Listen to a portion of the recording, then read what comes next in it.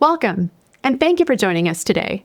Cybersecurity is a critical challenge facing individuals and organizations, and phishing remains one of the most common and dangerous threats. Joining me today in the studio is Kate Juelfs. Kate is the Chief Compliance Officer and Chief Operations Officer here at Foster Group. She will help us understand what phishing is, why it's so prevalent, and how attackers make their schemes so convincing. We'll also dig into the growing risks from other trends we are monitoring. This was a popular subject last year, and I'm looking forward to getting an update from Kate on this topic, as well as some practical steps we can all take to protect ourselves from these evolving risks. Kate, welcome. Thanks for joining me. Thank you for having me. Absolutely. And I know that you spend a lot of time on this topic for the protection of the organization and our clients, and I know you have a lot of contacts within the financial industry and examples to share with the audience so that maybe they can learn and prevent this from happening to them. So again, looking forward to all of this. Can you just talk a little bit at first about why are we talking about this? Why is it important? Why was it so popular last year? Well, I think it's something that we all kind of hear about and we know it impacts everyone. I was looking at some data over the weekend from the FBI, and in 2024, cybercrime wasn't just a crime, it was an industry. It represented over $12.4 billion in the United States alone. We don't have the 2025 information quite yet, but I think it's going to be something that's just a multiple of that. 2023 to 2024 saw an increase in cybercrime of 33%. So I think 24 to 25 is going to be something that's even bigger than that. So it's growing rapidly. Who is most at risk here? Well, it's interesting. In 2024, the FBI said individuals over 60, which is kind of commonly who I think about, who we think about being impacted by cybercrime, were a victim about 34% of the time. That's a big number.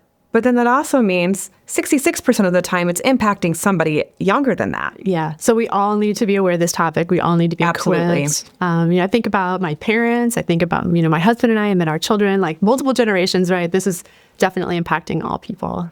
Absolutely. And I think about how people engage with technology, whether it's, my children all the way to myself, my parents, again, we all have risk in this, and it's just different. And it's all manageable, in some capacity. So what we're going to talk about today is just how do we try and manage that risk across the cyber landscape? Yeah. So there's a lot of definitions with this topic, and some of them are technology related, which can be a little bit intimidating. So let's just start. I mentioned phishing. Let's just start with that. What is phishing? And give us some examples of what that might look like. So the simplest definition is when there's a phishing attempt, it's usually some sort of bot or non-individual. It's been cued by a human that's trying to cast a very wide net and see where it might be able to have success gaining access to either an account of some type, whether it's a financial account or an email account. So when we think about what they're trying to get access to, we would call it credentials. That's username and password together. Examples of what this might look like. You may get a email that looks like it's coming from Microsoft, and it will say, it's time for you to renew your Microsoft Outlook access, and it will have a button for you to push. So it looks very credible. Looks very credible, and it's going to say, enter your current username and password, right? And so we do that, but it's a scam. And now all of a sudden, maybe it goes away, or you get a nasty message and says, thank you, we now have access to your inbox. Another example would be that you get an email from somebody that you know, and it may say, Kate, Gretchen wants to connect with you on LinkedIn. And it will have a button to say, connect here. When I do that, it takes me to a login screen that may look a lot like a LinkedIn login screen. I'm going to enter my username and password there. And then guess what? Somebody's gaining access to my entire LinkedIn network. So how can you know if it's from, real LinkedIn request versus one that might be a scam? What are the tricks to look out for? So I'd say two things that we're going to talk a lot about today is just stop and think for a minute, right? And the other thing is just to be a little bit skeptical all the time. So anytime that something's coming to you that you don't expect, pause and be a little bit skeptical. But this is a theme that we'll come back to again and again today. Your always best option is to go directly to the source, not to an email or an attachment that's in front of you. In that case, go to LinkedIn. Do I have a request there? Go to my Microsoft actual account. It will tell you there. The other thing is, you can always hover over links and see where it's actually taking you to, because most of the time it's not taking you to the actual site. But fraudsters have gotten really clever about that and replacing things like a lowercase I with a lowercase l. So it's very difficult to visually detect where there might be a small difference in an URL.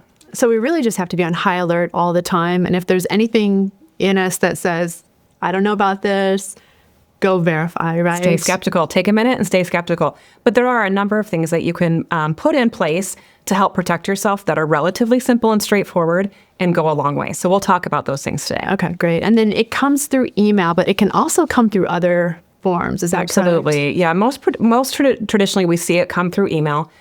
We're also hearing a lot of fraud attempts coming via SMS or text on your phone, and also phone calls to you, whether it's somebody impersonating Microsoft or Apple, Social Security Administration, all of those things are happening. Okay. So we talked about phishing, and now that's even evolving, right? Now we have spear phishing. And so here's another definition. Why don't you go ahead and define what this is and what does this look like in real life? Yeah, so spear phishing is going to be a much more targeted phishing attack.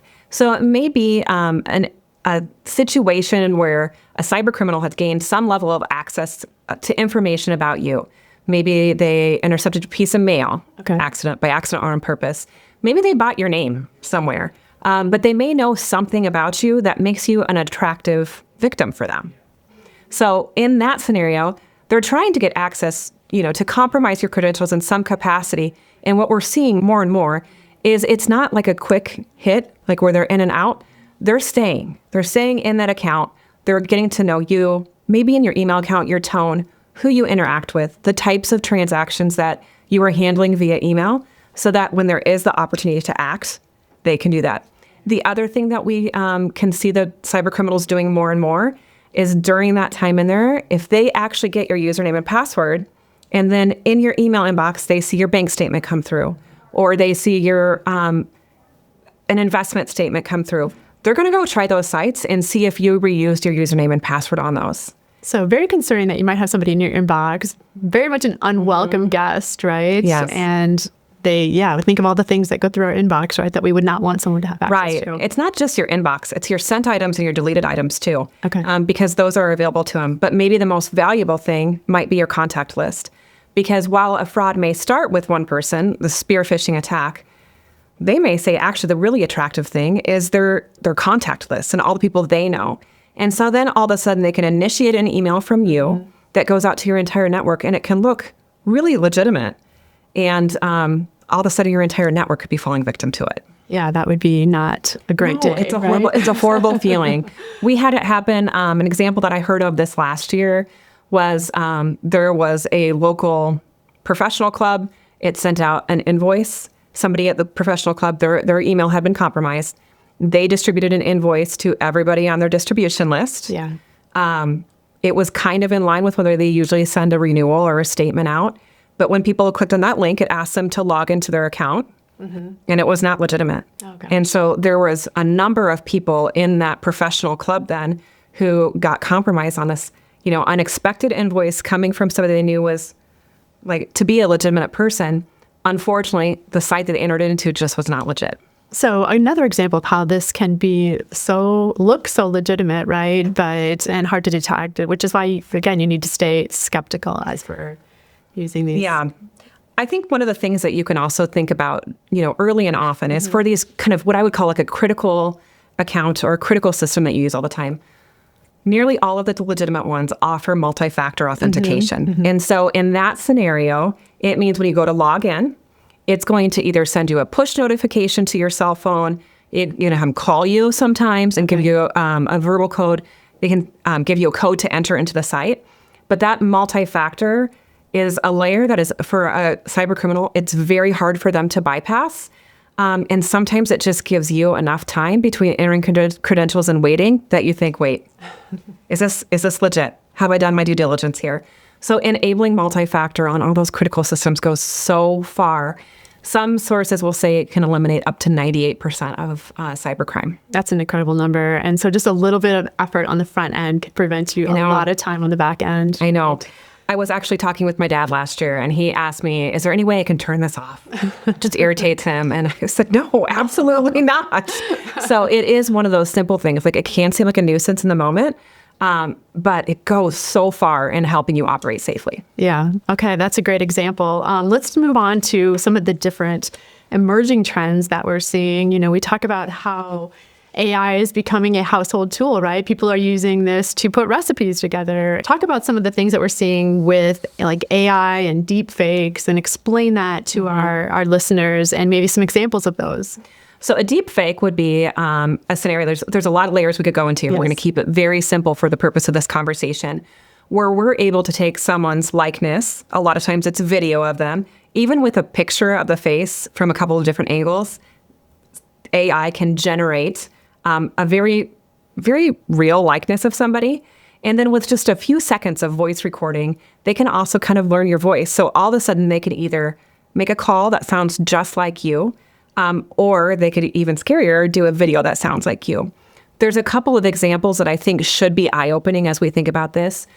There was a financial institution that I know of, had a financial institution customer who had done the same type of transaction, on an ongoing basis, talked to their relationship manager they knew at that institution, asked for a wire, a large amount of money, just as they had in the past. It was not legit. Okay. To the person who had known, the person, relationship manager who had known them for 20 years, thought that they were talking to their client, and it was a voice deep fake. Another common one that we're hearing more and more within our industry is a scenario where there'll be some sort of audio call, usually to a grandparent, of a grandchild's voice, and saying, hey, I'm traveling, or I got in huge trouble and I don't want to tell mom and dad, can you send me some money?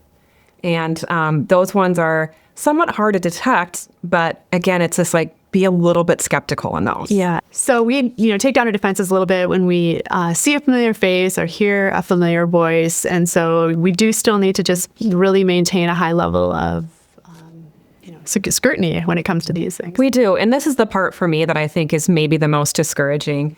We know of an example this year as well, where this idea of whether it's a deep fake or just like a hyper realistic fake persona, it's really hard to experience and not feel kind of a level of shame, especially if you fall for it. So we know somebody who was met somebody, professionally, learn about their business. They had a really niche industry. This person decided to make an investment in it. This person had a website. They had a business card. They had met face to face. And person made the investment, and then poof, all of it disappeared. It was a total fraudster. Yeah. So some of that is discouraging, but we have to do the best we can to detect the risks. And, just staying a tiny bit skeptical can always help. Yeah. I know you talk about it's almost impossible to prevent this 100%, right? And so what we are doing is we are trying to put things in place that will at least reduce the risk. Right. And I think, when we go back to those things, it's the very basics. Multi-factor. Don't reuse passwords, please. Yeah. And then just this idea of just being a little bit skeptical. It doesn't mean that you have to change necessarily your behavior about how you interact with technology. Do those two things, and then a little bit skeptical. And I think you're protecting yourself from a lot of the big trends that we see out there. Okay. And then what about, we hear the word Internet of Things, or the phrase Internet of Things. Talk to us about how that relates to cybersecurity. Yeah. So again, the simplest definition for the purposes of this conversation, think about all the smart devices that you might have in your home. So Internet of Things, my thermostat, my refrigerator, my garage door, my smart camera system that I have from a security standpoint, those things would be considered your Internet of Things. So where we start to see that kind of get this becomes really not fun. Let's say that you're a password reuser, especially at a household level, so that everybody kind of knows how to manage those things. Well, that password username, gets compromised, and all of a sudden someone has access to a lot of things that are really near and dear to you. From a physical security standpoint, they can probably open your garage door, maybe even your front door, if it's, security enabled. Very concerning. It is very concerning. But I think just the sense of discomfort that we hear too, especially in these spear phishing, if someone knows that they have someone a little bit on edge, even if they think they've been detected, they will sometimes get pretty psychological in nature and how they're engaging people. So all of a sudden then, this fraudster is going to tell you, I've got access to your children's photos that I got through your email. I can see you in your house right now. Yeah. They're going to tell you things like that. And it just really layers on to how a victim is impacted by these type of things. You provide us a lot of information about what's out there, what's happening, what's evolving. We just want to reduce risk. We don't want to create too much fear. We just want to be responsible. Let's talk a little bit about what are some of the protection strategies that our listeners can use in order to not fall victim to these things. Yeah, I appreciate you saying that, because I think if I wouldn't want anyone lying in bed at night and listening to every little clicker noise in the house and just feeling anxious about it. And it's the same thing. I wouldn't want someone using technology or considering using technology and just being absolutely fearful of it. So I probably sound like a broken record here, right? Multi-factor, enable that on every account you can, especially your most critical accounts. I think the second thing is don't reuse passwords. I would recommend using something like a password manager. That is going to be a third-party system. Examples would be Keeper or 1Password. There's a few out there that can store your credentials for all your sites securely. And it will create very long and complex passwords for you, but manage them for you. And then you can have it auto-fill those as you use them too. You can share securely through that system. Yeah. One of the nice things about a password manager as well is they usually have something that you'll see called like a breach watch or risk alert, where if there is a website that you have in your kind of keeper there, if they've had a known compromise, it will tell you and ask you to go out and change your password. So those tools can be super helpful just in managing. I mean, those two things alone manage so much risk. Then I think it gets into the behavioral things of stay skeptical, take a pause. If anybody's ever encouraging you to act urgently or do this right now or else, it is worth taking a breath. If you don't know the person calling you, or even if you think you do, it is never in poor form just to stop talking. Quit responding to text. Hang up. Think about it for a minute. If it's a financial institution particularly, call them back on the number that you know to be legitimate and ask them if it's a real conversation. So this is something where you kind of have to let manners and nicety go to protect yourself in it, just as I would want you to do if you were worried about your physical security. Yeah, and the financial institutions they're used to this, right? And 100% welcome it, right? Yes. Because it means that their clients are being careful. We had an example in the last year where a client called us and said, hey, I've been talking with this person over the course of like a day and a half, where they were posing to be from a regulatory body saying, hey, we've got to protect your assets at this, financial institution, so I'm going to help you move them to a new account. None of it was legitimate, and we were so thankful that this person reached out to their financial institution in question, because they were able to say no and notify other clients that it was happening. Yeah, very much best practice. Very much best practice, yes. Yes. Okay, what if there's someone out there listening that thinks they might be a victim? What are sort of the immediate steps that they should take? I would say the first thing I would say is don't be ashamed. A lot of people have been there. And I think, in these spear phishing attacks, some of these cyber criminals target in the game of shame. So if they're telling you they saw you on their webcam, they know something that you looked at on the internet, this is part of how they're attacking. So don't be ashamed, but take action. I think the first thing that I would do would be to look at something like ID Shield or LifeLock, something that can help you manage your overall kind of online presence in there.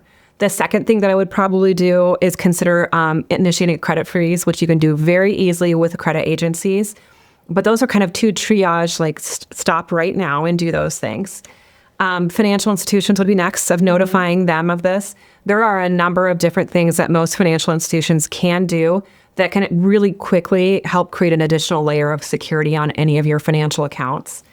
It's hard. There's going to be times where you do need to make a report to law enforcement, and that's going to really be determined based on kind of what happened there, if money actually moved or not. Unfortunately, I think there is such a backlog of this crime, and it's really hard to detect, that we have not seen a ton of those go a lot of places. But I think it's still helping other people know what the trend is. Those are things that are important out there. So you mentioned quite a few tools that are really helpful, whether it's the password keepers or multi-factor authentication or ID protection. And, you gave a few recommendations on that, but also people can lean into their financial organizations as far as what they're recommending. Absolutely. And they're not too hard to implement. I mean, it might take a little bit of work to put them in initially, but then they work pretty slick, right? Yeah. There's lots of different options out there. Like us, most financial institutions are not going to share their exact protocol in a video like this, because it creates additional risk for our clients and for the organization. But there are definitely things that are available to end consumers out there from any type, particularly a financial institution. Yeah. And as one of those organizations, I mean, we are investing in professional IT, right, in order to protect your organization. Yes. We do have a dedicated IT team here, which is a little bit unusual for an organization of our size, but really important to us. And then we have a number of different external tools, resources, consultants that we use to help manage our risk and keep our clients safe. All right. Well, in closing then, any last words that you want to share? Anything you want to leave the listener with as far as takeaways? And I have maybe a little bit of an idea what those might be, but... Yeah, I think I would go back to, take a couple hours. I think it can seem like this can be really daunting to do some of these things, but every time you log into a site that you don't have multi-factor on, look and see if it's an option for you. Okay. I think take an afternoon, make a special cup of tea, settle in, and set up a password manager. It seems daunting, but I think if you actually take the time to do that, you would find that it's going to give you just that little added element of feeling a little bit more secure. Okay, and you're going to convince your dad not to... He didn't. I talked him out of it. Perfect. All right. Well, thank you so much, Kate. And thanks to all of you for joining us for this important discussion on phishing awareness and advanced cyber threats. As we've learned today, phishing attacks are evolving, moving beyond simple scams to highly targeted strategies. Cybersecurity is everyone's responsibility, and the best defense starts with awareness. By staying informed and vigilant, we can reduce the risk and protect our sensitive information. As always, if you have other topics you'd like to see us address, please let us know at our website, fostergrp.com. And also, if you're joining us on our podcast, would you consider giving us a like on your podcast app and share with your friends? That's all for now. See you next time.